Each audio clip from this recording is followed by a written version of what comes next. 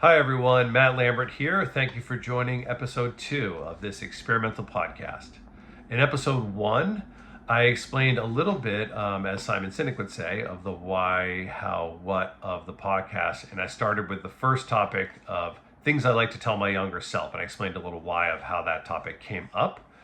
I think it'd be good for me to explain a little broader picture of why I'm even doing this podcast and a little bit of the how I am approaching this, and what that might look like. So as I go through, you'll see sort of the scientific method at play and what I'm doing here. And I've already learned some interesting things after experimenting with one episode, so I want to share that quickly. So the fundamental grounding of why and the structure of it, I'll attribute back to lean, which has been very influential in my life. I kind of learned lean about halfway through my career, and for those who aren't as familiar with it, lean originally was coined, I'll give credit to John Krafchick and Jim Womack and Daniel Jones, who wrote The Machine That Changed the World in the 90s. They basically had modeled after what Toyota was doing in the Toyota production system, and how they really had this one just really competitive business. They were and just seemed to have this like learning culture that was crushing everybody else, and they wanted to figure out what it was, and basically termed lean came out of that. And so lots of stuff online and lots of theories that I'd be happy to give my perspective of what I think lean is, but some influential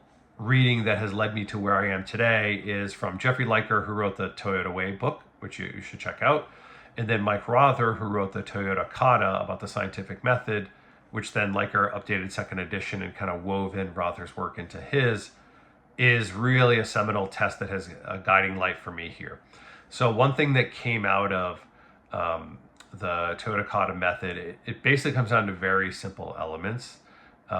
There's a theory of basically planning and executing this cycle of continuous improvement. And the crux of it is like plan, do, check, adjust. You kind of go in those 4 categories. The slight tweak with the scientific method, I think I'd say, is step 1, plan, have a strong direction or challenge, a little bit further out, maybe bigger. So for me, that was I would like to shift some of my focus into teaching back, into coaching, a little bit further out there. What does that look like?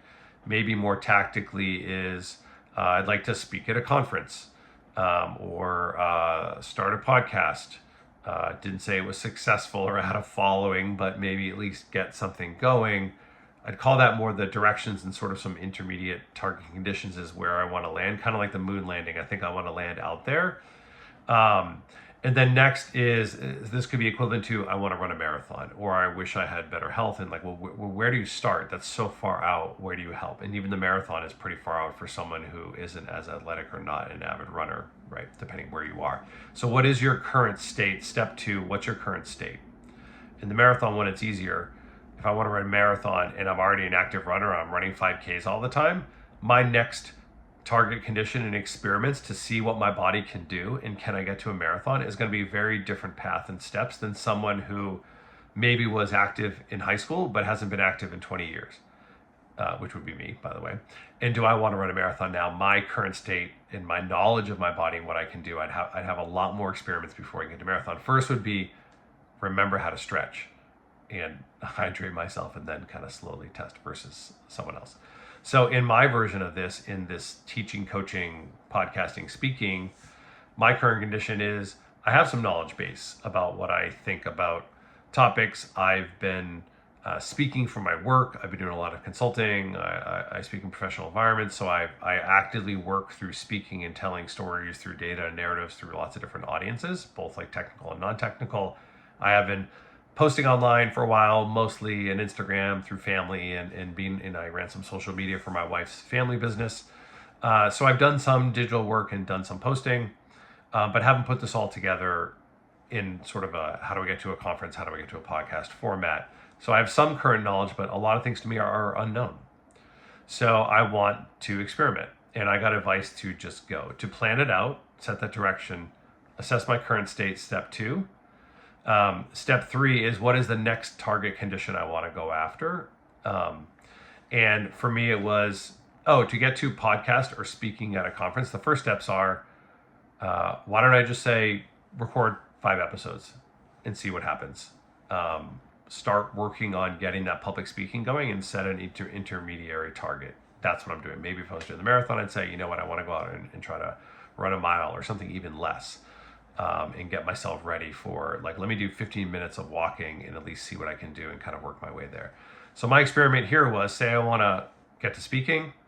My current condition is I've dabbled, but not all put it together, especially on some of the topics we're doing, in sharing this personal and professional side of me. Target condition step 3, let me see if I can record 5 episodes and see what happens. And then test experiments. So what do I predict is going to happen? I kind of predicted that I would at least record one, and I had really no prediction of what feedback was going to come back from that. I knew that I'm going to try to get to 5 because I said I would, and I'll do it. So I'll just kind of iterate and get my way there. But I wasn't really sure how I was going to get there and what those first 5 were going to look like. So then I'll test those experiments, just do one. I did 1 episode, very low production quality. Topic was okay. I did it in basically 1 take with a couple like goofs in the beginning and then re-recorded, but basically 1 take. And I just put it out there and then measure, and then adjust. So that's generally the process I'm taking. Setting direction. Where am I? What's the next intermediate target condition? Predict what you think is going to, design an experiment, predict what's going to happen, check it, analyze it, adjust it, do it, check it, and adjust it, and go back. So all that to say, I did episode 1. So what did I learn from that? I got great feedback from my wife, which I've already implemented, continuous improvement. She told me, your camera's too low, you need better lighting, and put the bookshelf behind you so the room's a little bit centered. So I at least did that. I didn't have the ring light, honey. Sorry, it was in the shed. So I'm using the ring lantern, which might be hot on TikTok these days. That's where I'm at. I'm not doing any more production value than that. I'm not doing green screens and making my office look cooler than it is. I'm going to be my authentic self, and just go with this. So I did some tweaks based on my wife's great feedback. Thank you for her being real to me always. I appreciate that. And then very unexpectedly, I put this out there. And I got a great text message from, I don't think she minds calling her out because she wrote a comment, Mary Turner, who I had worked with at Wayfair.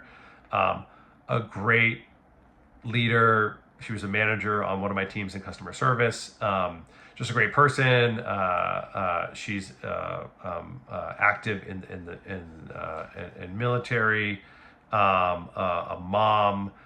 Just someone who I deeply respect, and she sent me a very personal, kind note about how our time together, I had left an impression on her and inspired her in some ways. We've chat on text from time to time, and she loves seeing me virtually, digitally again because she thinks I have something to say and could help inspire others. I will not lie, I got a little teary hearing that. That's okay. That's who I am. And but then she turned it and asked a great question. She said, hey, you chose practicing gratefulness. She loved the framework of kind of the onion and thinking that through in her own life. But then she asked a really great question, which I loved because it showed how analytically we had worked together, which was, had I told my younger self, practice gratefulness, for what benefit? What would have been the purpose? What would have been different in my life? Kind of what was the outcome that I was going for that then practicing gratefulness would be a stimulus I would want to give my younger self. What's the purpose of it and how would that have played out? So I love that I got all that feedback. I incorporated some of it, and now I want to respond in episode 2 to that feedback to complete episode 1 of, that's a great question. I should have been more complete. Why did I pick gratefulness? And what do I think that would have mattered to a younger me? So the way I look at it is, I think the diagram I'd come up with in episode 1 of basically starting with like that faith, that community, building out to family, and then friends and professional and coaches, and building out to influences, kind of that inside out, if you will, diagram of things that were influencing me. I'd say for my first 18 years of life, I was actively practicing that model. It was a sandbox where I was living with my parents in a contained town, going to church every Sunday, playing sports. I was heavily active in Boy Scouts. So I had all these influences and people in this kind of community building me up, where I was feeling, I don't know if I knew how grateful I was for all those things, but I knew that I wasn't driving the family wheel, right? My parents were driving me, and they were that influence. They were helping me bring to church. I guess I could have said I don't want to go to church. I'm sure I did at some points. They may have made me do that, but at least it gave me, at least once every 7 days, I was plan, do, check, adjusting. Am I a good person? I don't know if the direction there was go to heaven. Maybe that's the scientific thinking of religion, is like, am I going to go to heaven? That's a big one. Or will I be a good person and contribute to society? Every 7 days I was kind of checking. I love the I'm not Catholic, my wife is, but I love when people say I'm not a practicing Catholic. I'm like, oh, you're doing scientific thinking, because the practice is like, how often are you planning what you think good is? Are you doing good acts, hopefully more than negative acts? Are you checking yourself, adjusting, feeling good about yourself? And then are you kind of pivoting to kind of be a more better version of yourself? So a version of religion has this kind of scientific method, like practicing inside of it.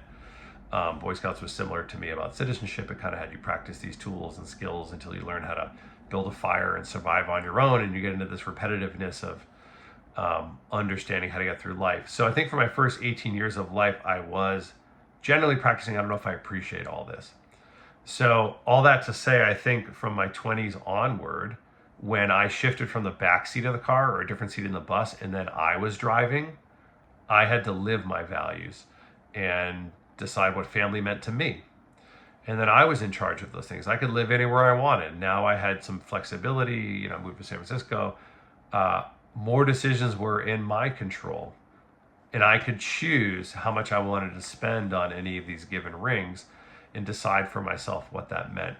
So I think telling myself, had I come back in time and said, hey, younger Matt, look forward. Here's what things that could be really grateful for you. Look at all these amazing things. I think I would have said, I would have told myself to keep practicing, to keep repetitively looking back. Not just that once a year and New Year's and look at like what I do last year, what am I going to do this year? That's too far out. I think it's that daily practice of who am I trying to be? How am I trying to be in that balanced portfolio? I want to make sure my work is also balanced with my life. And did I text my friend in a while, and have I been a good friend for them and checked in to see how they're doing? And what are these kind of big directions I'm going, and doing some smaller incremental steps to get there. I think had I thought about that practice and taking stock in it, which you learn a lot in kind of like meditation and other ways that are really about that kind of like pulling back and taking stock of who you are and trying to look at self and others in your relationship. I think some of those practices that like you probably don't get exposed to as much when you're younger, depending on your influences, can help you throughout life in different situations. So all that to say, if I went back to my younger self, maybe in my teens or younger, or maybe I need to hear it most when I was in my 20s. Maybe that's when I really needed to hear it the most. When maybe I was feeling like independent, because at least in the US culture, I think we feel a lot. And again, this is my experience, so I'll generalize. I felt, in my opinion, like I need to be independent and leave the nest at 18. I need to take the wheel and drive the family car. I'm it. My family was there. I could go home, although that wasn't as popular and cool or accepted as that is now. And things like mental health and other things were not as well talked about or known when I was growing up in sort of the 80s, 90s. But having that practice and understanding of what's grounding me, what's anchoring me, kind of that, who am I trying to be? What do I think my worldview is, and checking in on my core values, I think could have got me through some situations a little bit better. Probably less anxiety in some moments, maybe bouts of loneliness and things that everybody gets. Maybe that can help you feel a little more connected when you're feeling disconnected. So to Mary's question, what would have happened had I told myself, I don't know. I used to love these choose your adventure novels where it says, had I been standing there on page 10 and it said, okay, if you choose to practice gratefulness, go to page 80. If not, go to page 11. I don't know what would have happened to Matt if he practiced gratefulness and went to page 80, and then what that life would have looked like. It's kind of a multiverse question, if you will, of what would the future have been.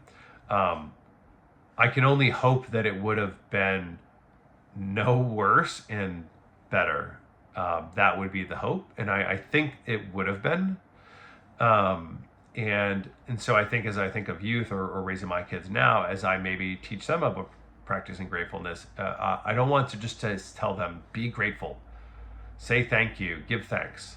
I think it's the practice part of gratefulness and understanding what gratefulness means. But I think the practice is really, really important, which is, I think, why Rother and I think why Liker picked it up so much on the lean method, and how that scientific method of doing this: plan, do, check, adjust. Keep continually doing that, not just in work life, but in your home life, in your balance, and make sure you check in on yourself and others.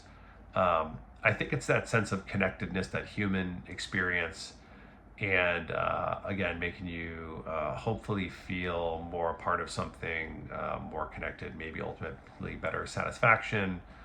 And although there's a great book, How to Measure Anything, I think you can measure it. I think you can measure gratefulness. I'm sure there's some studies out there that I love if somebody would show me on like A/B testing for people that practice gratefulness versus not, and did it lead to some quantifiable statistics, like it probably leads to better health outcomes, like better physical metrics and less anxiety and depression or things like that, but also higher performance at work, like, contributing to society, and, other things there too. So that's my response in episode 2. So I thank you for joining episode 2. This is how I'll be doing this podcast. I will have sent this and actually done 2 podcasts. Look at that. I did 1 podcast on a topic of gratefulness. I eked out episode 2 explaining why I'm doing my podcast and what gratefulness would have done. So I'm already 2/5 of the way towards my 5 podcast, 5 public recording done. And I'll just continually planning, doing, checking, adjusting as I go, checking what did I predict was going to happen. And again, I found some surprising things by doing this. And I'm sure I will continue to be surprised after posting this. I will post another one. I will get to number 3. That is a guarantee. I don't know what number 3 is going to be yet, but I'm going to figure that out. But I'm going towards my goal. And then when I get there, I'm sure I'll push it further out and then see where it goes as my universe expands. I'll see where it goes. So again, thanks everybody for listening.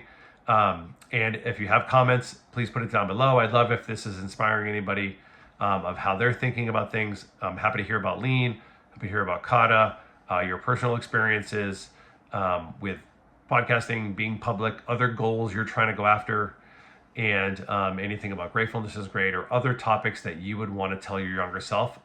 Please share yours. That might inspire me to think of that, or want to interview at some point. My podcast might also extend to interviewing others in what their things they would share.